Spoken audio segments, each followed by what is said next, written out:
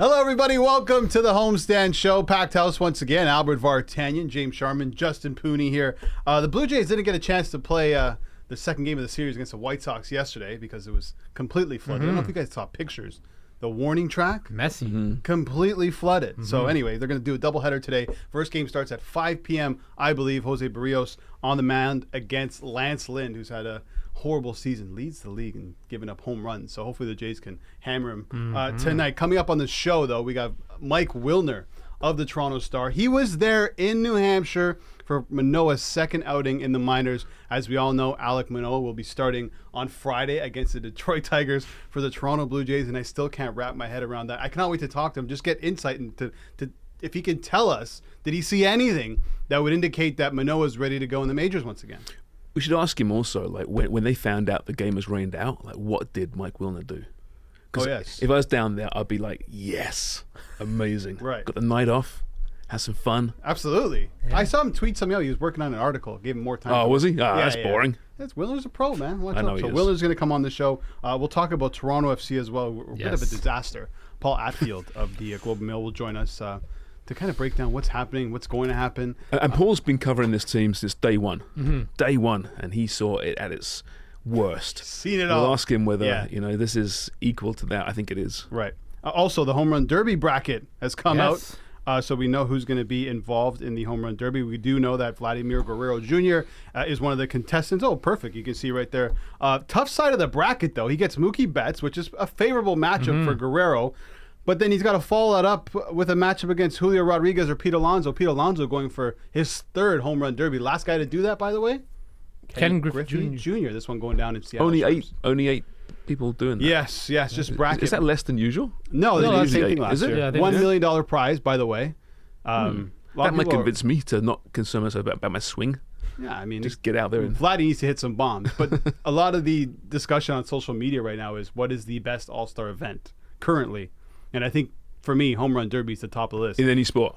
Well, you get all the... Okay, it's important to get stars. You get all of the stars in the Homerun Derby. It's meaningful. Guys want to be involved in it. If you look at the slam dunk competition, that's died out. The three-point contest? I was going to say, I'd say the three-point is probably just behind the Homerun Derby. And then the NHL competition. The hardest shot of the fastest skater. Oh, maybe. Come on, man. Fastest skater is kind of interesting meaningful. and hardest. But those two out of the... But McDavid's not going to do the fastest skater anymore. He's not going to do it anymore. So, I mean... What is the record for hardest shot, by the way? He used to be I afraid. I think it's Zdeno Chara has the record now. Oh, maybe you're right, yeah. Let me do a quick Google. I want to say I I want to see Iafredi with a new stick, a modern stick, what he could do. Because his shot from the point was a cul-de-sac bomb. mullet? The cul-de-sac mullet? That's right. Chara owns the all-time record, He does. 108.8 miles an hour in 2012. What a bomb that is. How much would we have to pay to stand in front of one of those? There's no chance, dude. With or without pads? Absolutely no chance. Without pads? No, well, that's a death wish. Yeah. You're losing maybe some teeth, your head, like an organ or two. Internal bleeding. Yeah, so it's not good. The odds have come out actually for the Homerun Derby, courtesy of DraftKings. Pete Alonso favored plus 250, Guerrero plus 300, Rodriguez plus 450, and the biggest long shot to win it all, Mookie Betts plus 1,200. It's his first time in it, right? Yeah, he's got 23 bombs. He's not really a home run hitter, but listen. I kind of like Randy Arozarena. Yeah, Arozarena in there plus 800. Yeah, I think that's some good value there. What is Pete Alonso?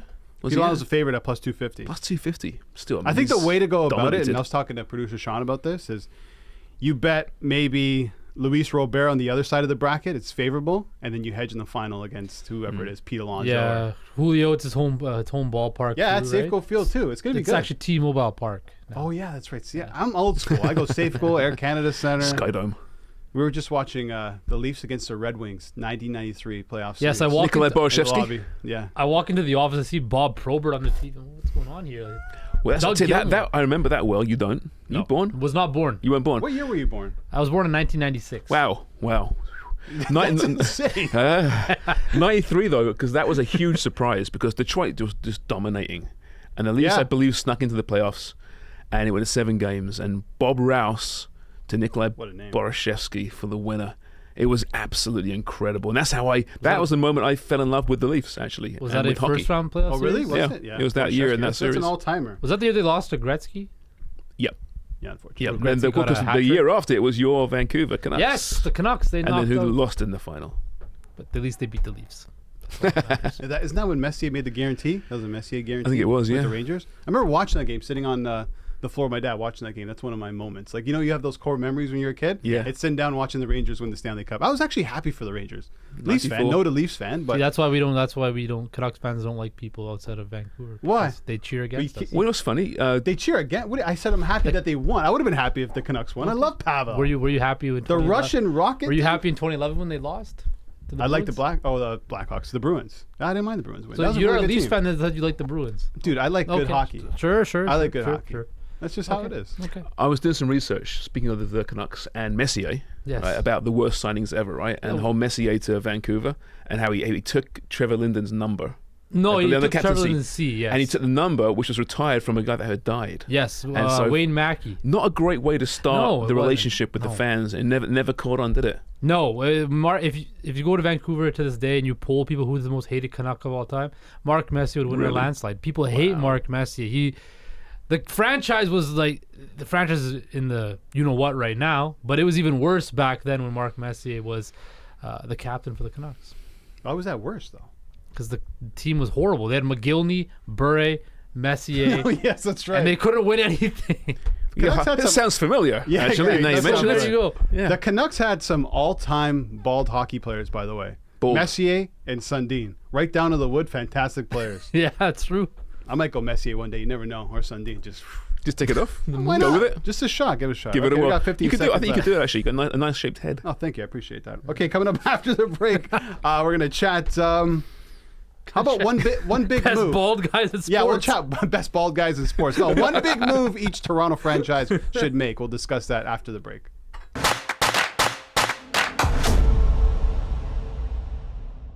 All right, welcome back to the Homestand Show. So as I mentioned yesterday on the show, it's the dog days of summer, but there's a ton going on in the Toronto sports world. TFC disaster. Toronto Blue Jays, Manoah coming up. Can Vladdy turn it around? Looks to be a bit better. Heading into the All-Star break, can they make a wild card spot? Are they going to Potential disaster. Potential disaster. They make some moves at the deadline. A lot going on with the Toronto Blue Jays. The Leafs. Contract situations. When's Matthews going to sign his? How much does Nylander want? Is he going to get traded? What about the goalie situation? Potential disaster. Ilya Samsonov has filed for arbitration, which means another buyout window opens up to buy out Matt Murray potentially. A lot going on. Then you have the Toronto Raptors, who I don't think anyone knows what they're doing exactly. We keep hearing Siakam's going to get moved. That hasn't happened yet. Is he going to stay? Are they going to be in for a Mr. Damian Lillard? Possibly. I hope so. Stop. Why don't you like that? That is a It great doesn't move. make any logical sense. Well, anyway, Sharman came up with this one, which I love. We're going to go around the table and shout out one big move one of these Toronto franchises should make right now. Realistic move. Okay, Somewhat so we'll start with realistic. Mr. Pooni. And you have something the Toronto Raptors should do. Masai Ujiri, Bobby Webster, pick up the phone, call back Landry Fields of the Atlanta Hawks, and get a deal done for Pascal Siakam. Hell, the Los Angeles Clippers call because reportedly they're interested in Pascal Siakam. Pick up the phone and try to work out a deal. It is time to trade Pascal Siakam. When you look at Pascal Siakam's career trajectory and his upcoming contract status and the Toronto Raptors, their current status and what they want to do, it doesn't match up. I get it, Masai. You know, he's a homegrown guy. You found him. You built him up to the most improved player, an all-star, all-NBA. But it's time to move on. What did you do before? You took the best homegrown player this franchise has ever had in DeMar DeRozan, and you traded him like a thief in the night to the San Antonio Spurs for Kawhi Leonard. It is time for Masai Ujiri to cut the umbilical cord with Pascal Siakam, trade him to the highest bidder, and start to build around Scotty Barnes. If it is the Hawks, what comes back for Pascal? Well, because then you can't really compare it to DeMar if you're not getting somebody they're of saying that DeJounte caliber. Murray, right? I don't know if I would go for DeJounte Murray. Yes, Siakam's a better player. they're both one-time All-Stars. I guess Pascal's kind of a Right. two-time All-Star. But DeJounte Murray's going to need a new contract too. And is he going to want to re-sign in Toronto? I don't think so. He's an American-born guy. He's from Seattle. I don't know if he's going to want to sign up long-term to play in Toronto when he can hit the open market next year and pick whichever city he wants to go to. I like some of their young pieces they have. Try to get some younger pieces. Try to get some draft capital. I don't know if getting a star for a star is what is necessary for the Toronto Raptors right now. Considering player development, I wouldn't go that route. I would go young. I would try to move on and you get some more draft capital, I would try to get some younger players, develop them, stuff like that. AJ Griffin, whatever. So your move is flip Siakam, complete rebuild. Yes. Yeah, so right off from this there. next season and the season after. Maybe just, a couple seasons, right? Yeah. Well, we'll see, right? If you get a lot of draft capital, maybe another star comes available, you could move it if that fits better with this roster. Can you build around Scotty Barnes? Is Scotty Barnes a guy that can be a central figure? That's what we need to see this next season. Can you build around Scotty Barnes? If you can't, well, then you have a lot of draft capital to fall back on to acquire another star. Yeah. So you have options. Right now, the Toronto Raptors have no options. They have to run it back and hope they get it from the 8th seed into the 6th seed and still get blown out in the first round. And there were reports, right, that there's issues in the locker room between younger players and the veterans, one of the vets being Van Fleet, who's now gone to Houston. And then you have to assume Siakam was in there. When they mentioned younger players, probably Scotty Barnes. Maybe he feels like that's his dressing room now. So I'm with you with that. He needs to wake up as well. I would say even for that reason alone, I think one of Siakam or Barnes needs to go. Like, get rid of that, right? Let's start a new era over here. More likely to in get rid of Toronto. Pascal Siakam Probably. than Scotty Barnes. Yeah. Okay. What do you got, Charms? All right, this has been discussed somewhat, I know, in the past, but it's been dismissed recently. It's the Leafs. Yes. And we talk about Marner and Nylander and Matthews and contract situations. It's just been pushed aside. What about the captain, John Tavares, right? What you got to do, you got to at least talk to him. And if you can move that contract, that solves everything. Then you're not worried about Nylander's number as much, or Matthews. You're not so concerned about next summer when Mitch Marner comes up for renegotiation, which could be an absolute nightmare, by the way. You move that $11 million off the books. Now, I know you lose an 85-point player, 35-goal scorer, 2 years on his contract. You got to at least look into it. Now, the no trade is a huge problem, but you can make his life miserable. You're not going to do that, I know. But the fact of the matter is, John Tavares is the player right now who's kind of holding everything up. That is a contract that's handcuffing this team at the moment. You have to think, at least investigate the possibilities. Would he be prepared to move? Who would be interested in taking that, even with perhaps some retention? I thought about could you buy him out next year? It makes no sense, because you buy him out next year, the cap hit on the first year is still over $10 million, right? The next year is fine, whatever, $300,000. It makes no sense to do that. You've got to find a trade partner, and you've got to convince him that the time has come. Thanks, John. Did your best. No hard feelings. Love you. Didn't get the job done. I'm with you, but it's just how the hell do you do that? Yeah, how do you convince him to do that, right? I know, that's the thing. You throw it in the family situation as well. He's got young kids. I know. He's from here. But you're right. But investigate it. I'm just saying you investigate it, right? Right. Former Leafs captain Matt Sundin said he's not going to waive his no trade clause. Remember at that trade deadline? The Muskoka 5. Yeah. Yeah. So, I mean, I think... Is that the most recent comparison? I was thinking about this. I couldn't think of another big-time player that's refused to waive his no trade clause. That ended up moving his no trade, even though he didn't want to. It's very rare. It's rare. It happens. I mean, they negotiate that into their deals. Yeah. They take less money, a little bit less, to get that clause in there. So fair enough. Mm-hmm. But all this bull that you hear about, in NHL in particular, they won't even ask these guys because they respect the no trade. Now, at least ask him. We're not saying he's got the power. We understand that, but you have to at least ask him and say, is there an option? Do you want to go somewhere else? Do you want to play somewhere hot for a couple of years, 3 years? Just saying. Right. He's in a different position than a lot of players, I think, at his age and his caliber, is because he doesn't have a ring. I think maybe if he had a ring, it'd be like, hey, Florida doesn't sound too bad. But then again, he signed in the prime of his career. Right. Big ticket deal to come home, and it was such a big deal. But it hasn't really panned out. He's been good. He's been good. Let me ask but not $11 million. Let me ask you this. If he waives his no trade clause and he asks out, right, does that affect his perception amongst the fan base and stuff like that he doesn't want to feel that wrath from the fan base, right? Because he's already hated in New York. Maybe. Does he want to be hated in Toronto and the too? trouble is, who takes on $11 million? There'll be some retention there, but he still saves in cap space. They still need a second-line center. Mm-hmm. They do now anyway with him there, because quite frankly, you take a he quarter, probably shouldn't get be the another guy. team to throw in another quarter, and you can see what happens. But we talked about this off the air. How about stop giving out no trade clauses? It's Just tough, because you need the entire league to agree with that, right? I Otherwise, get you that. can't compete. But it would change so much. Like I said, only one player on every team can have a no trade. Well, you look at the NBA. Bradley Beal was the only guy in the NBA who had a no trade clause.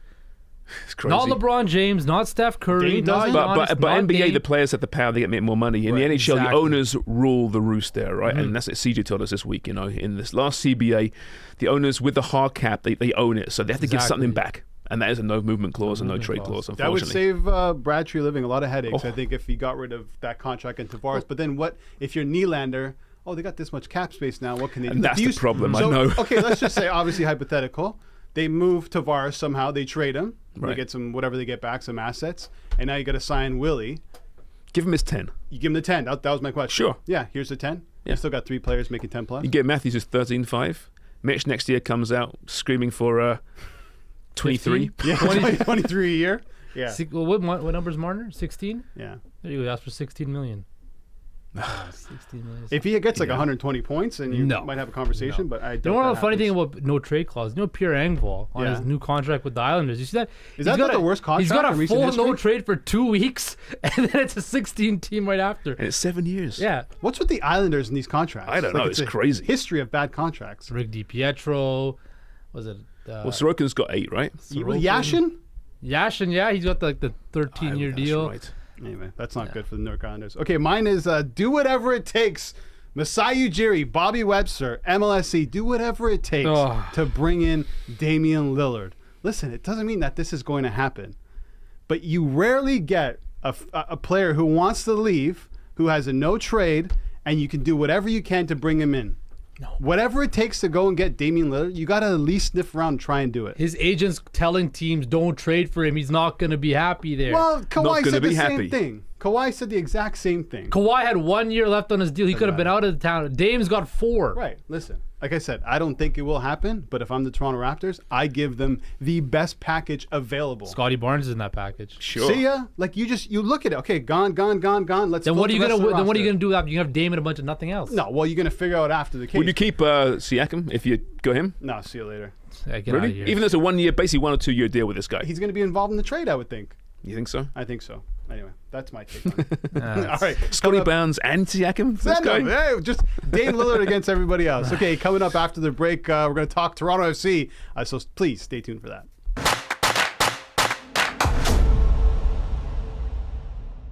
Okay, welcome back to the Homestand Show. Time to transition to some football, soccer, Toronto FC crashing and burning through 2023, Sharms? That's to put it lightly. Let's That's be to honest put here. it completely lightly. Yeah, TFC not looking too good. We touched on it, coming off a horrible loss, 4-0 to Orlando City. Let's bring in our next guest, Paul Attfield of the Globe and Mail. He's been covering TFC for a very long time. Where does this rank in terms of quote-unquote disasters in the Toronto FC era? It's funny, and James and I, go way back in terms of to the era when this kind of stuff happened all the time, which was, the pre-Vanny era, the pre-Bezbachenko era, the pre-Giovinco, Bradley, where, you didn't know coming and going each and every week. I mean, not so much the 4-0, but certainly the 1-0 they lost to Real Salt Lake at home with the 92nd minute winner from Salt Lake, which is very typical of early TFC. You had to stay to the 93rd minute to see what was really going to happen. So it's disastrous. It doesn't look good at the moment. And Paul, I mean, listen, let's go back, shall we? Like you mentioned there, the old days, the good old days. Training at Cherry Beach, they couldn't score goals for a long time. Off the field, a disaster. On the pitch, a disaster. But there was, even in those days, there was some frustration. We know that, right? But the fans also knew there's a novelty aspect to it. It's almost fun, right? Now there's this toxicity in the stands, around the club. It's nasty. I've never seen anything like it. There's been some bad times in more recent years. I mean, the Aaron Vinter era wasn't great. We know that. People weren't happy, but nothing like this. Well, here's a question. I mean, which do you think has created this more? Is it the 2017 treble winning season that's like raised the Heat team into one of the jewels of MLS? Or is it spending, the best part of $20 million on 2 Italian internationals and what that was supposed to bring this season? It was supposed to bring this team back into contention, to come back to that 2017 season. Making the postseason was really the minimum of the expectations on this team, and they're so far away from that. It's disappointing, I'm sure, for all the fans. But even covering the team, you were expecting to see something, a little bit of magic, a little bit of fireworks, and there's really been, there's been fireworks, but it's been of all the wrong kind. So yeah. Paul, when you look at the whole landscape of TFC and we point out who deserves the most amount of blame, is that person Bill Manning, or is the fall elsewhere? I think it has to fall on Bill. I mean, he is the one kind of holdover from that 2017 season. You know, he had guys underneath him to do it. I mean, there's much been publicized about him finding these, you know, Lorezno Insigne, you know, on transfer market. And I don't know if it's a nice story, but I don't know if that's the narrative you want to put out into the market, that's how you find your players, is you watch the Euros on TV and you just go through their contract situation and you go, oh, I could get this guy. Let's do the full court press. I mean, TFC, don't forget, is one of the richer teams in MLS, certainly. So it has the finances to bring these people over. But obviously, clearly there didn't seem to be a lot of work put into what the chemistry was going to be like. And I think that's obviously been a big problem. It's just they've thrown a lot of pieces together this season, almost a brand new backline, brand new goalkeeper in Sean Johnson. That takes time to gel. That takes time to put together. And they did okay at the start of the season. I mean, there was a lot of draws, but they were proving to be solid, but they just couldn't score any goals. And that's, again, why you were spending all this money on Insigne and Bernardeschi to drive the offense. And there wasn't a striker to really get on the end of this stuff. And that's when those guys have been fit. And there hasn't been problems with, obviously, Bernardeschi had problems with Bob Bradley and the style of play. And it's just been a real disaster from start to finish. We're speaking with Paul Attfield. Paul, I mean, it's going to take a lot to fix this thing, but in terms of the next step to kind of put the pieces together, what is that next step? What needs to happen? That's the $1 million question. I mean, is it just get through this season? I mean, you know, Terry Dunfield is the interim coach. He had, you know, I think Bill said he had a 4-game kind of a minimum of 4 games to kind of see what he could do.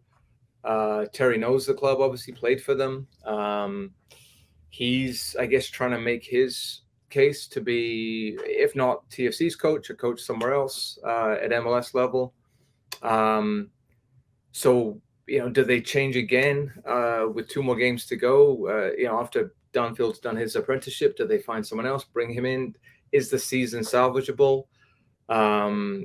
Clearly, you would think whoever they're looking to bring in, it's like, what's the chemistry going to be like with the 2 designated players? Because that had a massive impact, I think, on towards the end of whether Bob Bradley could work it out was his relationship with the 2 Italians. So, I mean, and then you get through to the offseason, I'm assuming, or maybe I shouldn't assume, but like there's a good chance they don't make the playoffs again. It's a lot of money they've spent on this team. It hasn't worked. But I mean, you know, like it's MLS. I mean, I know it's a long time ago, but people forget that, you know, when Beckham first came over to the Galaxy, they didn't hit the ground running. They brought in some let's say well-known international players. They didn't fit. And they tried and, you know, kept trying to make it every season. And eventually they made it to the top of the mountain. So, I mean, I'm sure TFC aren't just going to, you know, give up on this. I mean, they'll tweak it, they'll refine it, they'll find some other people. But I don't think they're that bad in terms of, you know, the defense. I mean, the injuries have been, you know, really cut them adrift this season. I mean, it's the last couple of games, I think they were without 10 or 11 players. Some of those guys are obviously at the Gold Cup, Richie Larea, Mark Anthony Kaye, Sean Johnson's with the U.S. national team. Those things haven't helped. There's been very little consistency in terms of lineup from game to game, and they're not a deep squad. I mean, if they're going to do well, they need their best players to be on the pitch and playing. And it's not deep for a reason. It's because they spent all the money on a couple of players, essentially. And injuries are a valid excuse. You know, I do buy that to a certain degree, but I'm just stunned by this cult-like following Insigne and Bernardeschi have amongst a facet of the fan base. That they refuse to acknowledge these players aren't giving their everything, because they're not. They haven't bought in. They've got one coach fired. Who knows about the next coach?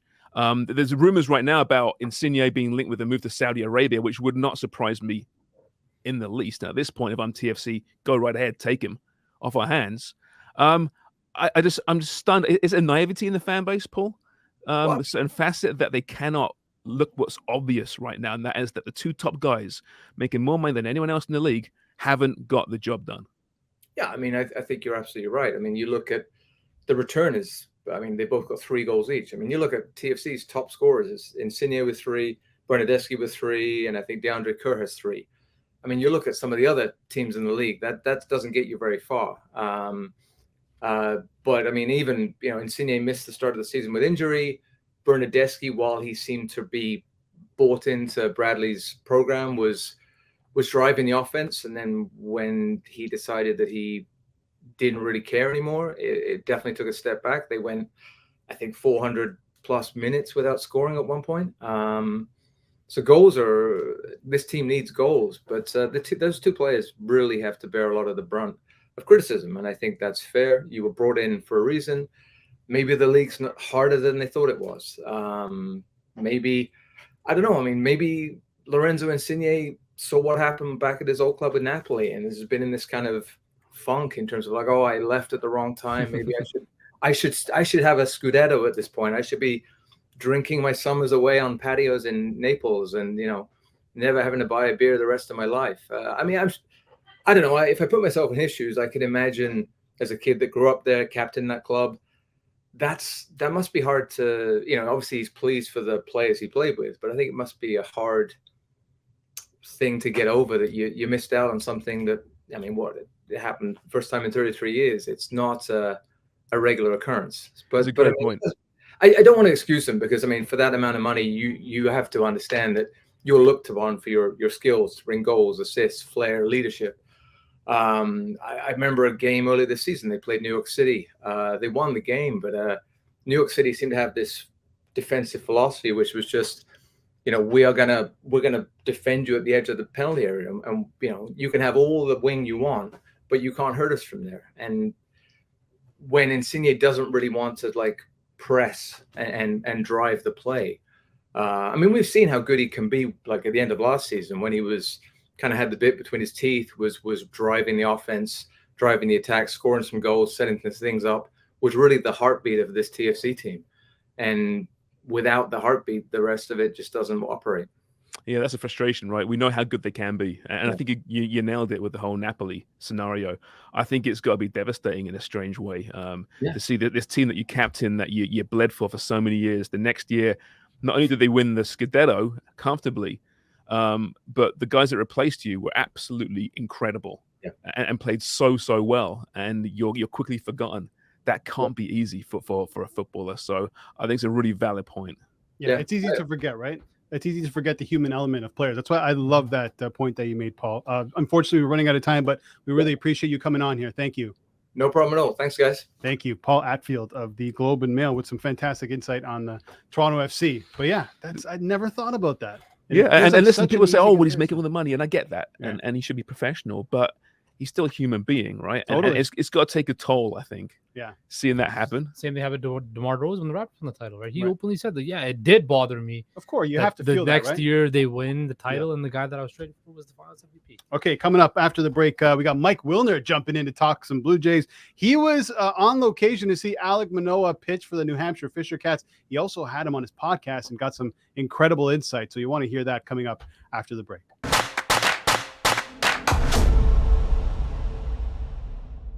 All right, welcome back to the Homestand Show. Let's continue our Blue Jays talk. Obviously, we mentioned on yesterday's show and throughout today's show, Alek Manoah has been recalled by the Toronto Blue Jays. He'll start on Friday against the Detroit Tigers. And let's bring in our next guest who saw him pitch in the flesh for the Fisher Cats, and that's Mike Wilner of the Toronto Star. Mike, I want to get your reaction, and I also want to know, based on what you saw from Manoah in the flesh in that outing, was there or is there any indication that he's ready to come back and pitch at a major league level? I mean, I think so. We're going to find out on Friday. It's obviously it's a pretty soft launch for Manoah against the Detroit Tigers, so I'm sure that had something to do with it. But he also had to look good in that start in AA, and he did. And for me, and I talked to John Schneider about this on my podcast, which is out right now. The new episode. For me, it was less about the results and more about how he looked. His demeanor on the mound, and just his general feeling, and he looked like himself, and he had not looked like himself all season up in the big leagues. He, taking too much time. He was not moving down the mound the same way that he did last year and the year before. And in New Hampshire, he looked different. He looked like him, and he was pitching without that heaviness about him. And that's nothing to do with his weight, but he just had a lighter air about him. He was bouncing off the mound a couple of times. He was pitching well, and he was pitching the way we're used to seeing Alek Manoah pitch. So for me, if that's what they were looking for, right? If you're, you're not trying to build up a guy's pitch count, you're not trying to rebuild him. You don't need to see like 5 or 6 outings for him to get to where he needs to get. I think with someone with Manoah's pedigree, as soon as he looks like himself again, he's ready to come back to the big leagues. But also, you're coming up on the trade deadline. You kind of need to know what you've got in him, and whether or not, how desperately you need to go after another starting pitcher. So, I think he's a big league pitcher. I think he belongs in the major league. So I don't think he's being rushed, but I don't necessarily believe, it's hard to imagine that he comes back and all of a sudden is just, the same guy who finished 3rd in Cy Young voting last year. But I think what you need from him is at least something that's a hell of a lot better than what he was giving you his first 12 or 13 starts of the season. And even if he can be a 3, 4, or 5 in a big league rotation, if he can go 5 innings and give up 2 or 3 runs, then that's what this team needs right now. On your podcast, Deep Left Field podcast, plug, make sure you go listen and download. You also had Alek Manoah on your most recent episode. Can you share anything from that conversation that you had with him? We just talked, this was right after his start in New Hampshire. It was while the game was still going on. And we just talked about how he was feeling, what he went through, what the changes that they tried to make with him over the course of the last month, how the pitching lab in Dunedin worked. And he talked about striding down the mound as opposed to gliding down the mound. And when he said that, I was like, yeah, that's what looked different about you tonight than he had in the earlier part of the season. And it's all about making those mechanics work, having the arm catch up. I talked about it with John Schneider as well on this episode of the podcast, another plug. But yeah, it was about the headspace that he's in, the mechanical change that he's made. And it was funny because the pull quote of that interview, actually, I think it was in just sort of the media scrum before we did the one-on-one, was when he talked about how he wanted to be back in the big leagues. He said, "I'm ready to be a Tiger," which is kind of hilarious seeing as he's pitching against the Tigers on Friday. So what if it doesn't work? What happens then? If it doesn't work, then it doesn't work. It's a nothing ventured, nothing gained situation. I don't think you're going to ruin him by having him come back and pitch against Detroit and then having to send him back down if that's the way it works. But, if he gets beat up, if he doesn't look right, if he's, walking the world again, falling behind everybody and looking tentative, then it didn't work. And you've got a week and a half to figure out what your next move is because of the All-Star break coming up. And that spot in the rotation where Manoah's pitching won't come up until, 2 weeks from Tuesday, 2 weeks from last Tuesday. So you've got time, and now that you got to go out on the market and get yourself another starting pitcher and figure it out. Mike, you mentioned the trade deadline is coming up, and the Jays have been running a 4-man rotation for the last month. But with Alek Manoah returning and potentially Hyun-Jin Ryu returning soon, they could have 6 capable starting pitchers in the MLB. How does that affect their trade deadline plans going forward? I don't know that it can. Unless Manoah is back and in like 2 or 3 starts between now and the trade deadline, he looks like himself again, and he's good and he's reliable, because I don't think you're going to have any clue what you're going to get out of Ryu. As much as people are excited about him, a starting pitcher generally takes 12 to 18 months to come back and pitch from Tommy John surgery. And I think we're at about 13 and a half months for Ryu right now. But it generally takes that full 18 months until they're back and effective and back to being who they are. And Ryu, you know, I don't know if a team in a pennant race can afford to pitch him for 2 months while he's still trying to get that feel back and that command back off the surgery. So I think anything that they get from Ryu at all is a huge bonus. I think you still have to be looking for starting pitching depth, because, you know, what happens if Gausman or Barrios or Bassett or Kikuchi goes down over the course of August and September? You've got to have some sort of backup. So I think they need to look for that. But I think the trade deadline for the Jays this year is going to be much like it was last year, tweaking at the margins, because really they're going to ride with what they've got, and what they've got should be good enough. It just hasn't been yet. Might they look for a bat, though, as well, Mike, if possible? I look at some of these numbers, not great. Alejandro Kirk's been a shadow of his former self this year. Might they find someone that could take some DH duties at some point? I mean, it's funny because at the beginning of the season, everybody was saying, well, at the trade deadline, they can always pick up Joey Votto, right? Joey Votto will be back and healthy and available. And nobody thought that Cincinnati would be a legitimate playoff team in a brutal NL Central. So that's not going to happen. But when you look for a replacement bat, the question is, where does it fit in? And you're suggesting DH. And yeah, you could get like a right-handed bat who can hit left-handers, which is something that I figured they'd pick up towards the end of spring training. You know, Robbie Grossman, who wound up in Texas, was a really late free agent sign, and I was pushing for them to sign him basically all year. But yeah, I think that's the bat that you're looking for. Brandon Belt has been up and down, but he can control the strike zone. He can hit for some power. He is a solid DH. You're not going to replace Dalton Varsho's bat because you want Dalton Varsho for the glove.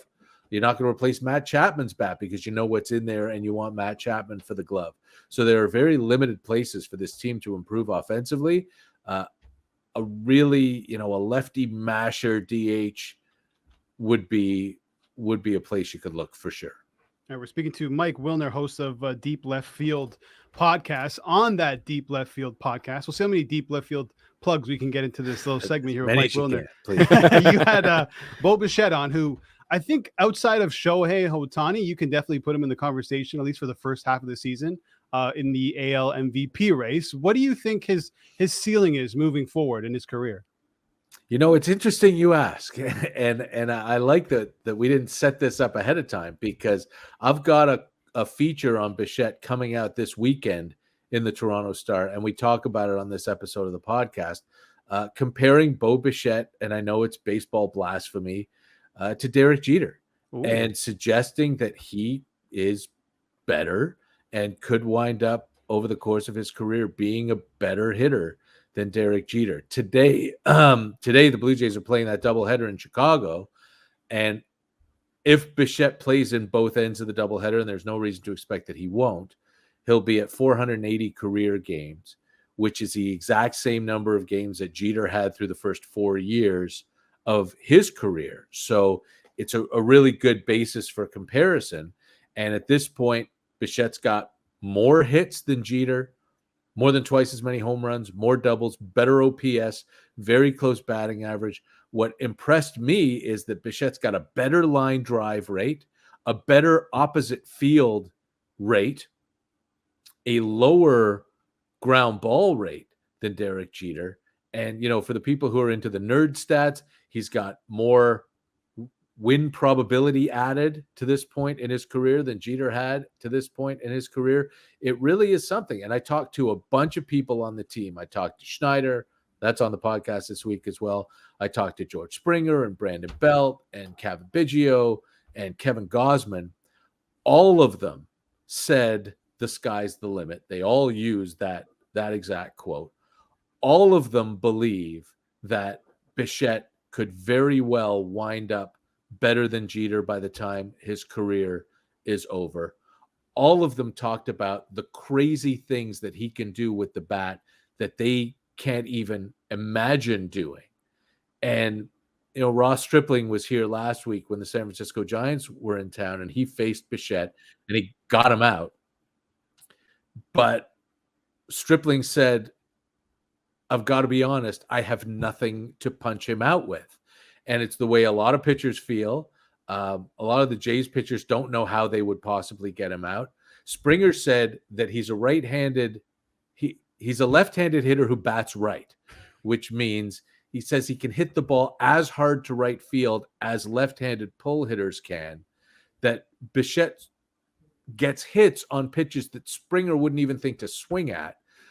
It's amazing how impressed these guys are for Bichette. And Bo himself said in the interview that he thinks he's got even more in him than now, when he's on a pace to, win a batting title this year, get 3,000 hits in his career, lead the league in hits for a third straight season. He thinks there's more in there than what we've already seen, which is kind of, bananas. That's incredible, and high praise as well. I'm glad you said all those things, because a couple weeks ago, last week, I mentioned, I'm like, hey, what about Bo Bichette becoming the next Mr. 3000? And I was laughed at, Mr. Wilner. I was laughed at. Look, he's on pace to do it, and he's on pace to do it easy. He's ahead of Derek Jeter, and Derek Jeter had 3,500 hits. Yeah, we need more tabloid press though in Toronto to really elevate the legend of Bo, like Jeter. I don't know how his gift baskets are, but yes, that's right. Yes, we don't know how he is off the field. But we didn't find out about Jeter's gift baskets till he was retired. That's true. Fair enough. Which is fine. Mike, thank you so much for doing this. We really appreciate it. The next episode of the Deep Left Field podcast is going to be must listen to. Thanks again. Thanks a lot, guys. Anytime. All right, that's Mike Wilner of the Toronto Star and host of the Deep Left Field podcast. It is high praise, man, and I love hearing it because Toronto loves its superstars. I don't think Bo gets his due, because it seems Vladdy is still very much front and center, the guy. Mm-hmm. Most people know who Vladdy is. Yeah, obviously, baseball fans know who Bo is, but the average sports fan in Toronto isn't quite as familiar with Bo, and that should change. And everyone was all over him last season in Bo's defense, right? That was the big talking point. Looking, Derek Jeter still got 5 rings, though. Let's just say that. That's a good point. 5 rings. This guy with the rings. Okay. Anyway, I'm happy that Wilner was on here. I love when he's on. It's the best. Coming up after the break, Sean McCormick will join us for, you guessed it, McCormick's Minute.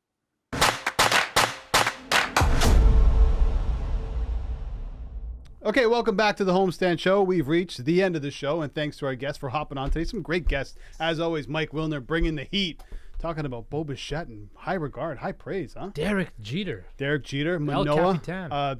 Manoah's outing tomorrow is huge. Must see. I don't remember the last time you really had to tune into a Jays game outside of a wild card or a playoff game. That's a great point, yeah. Right? When's the last time you're like, I have to watch the Jays play? Is it through morbid curiosity, though?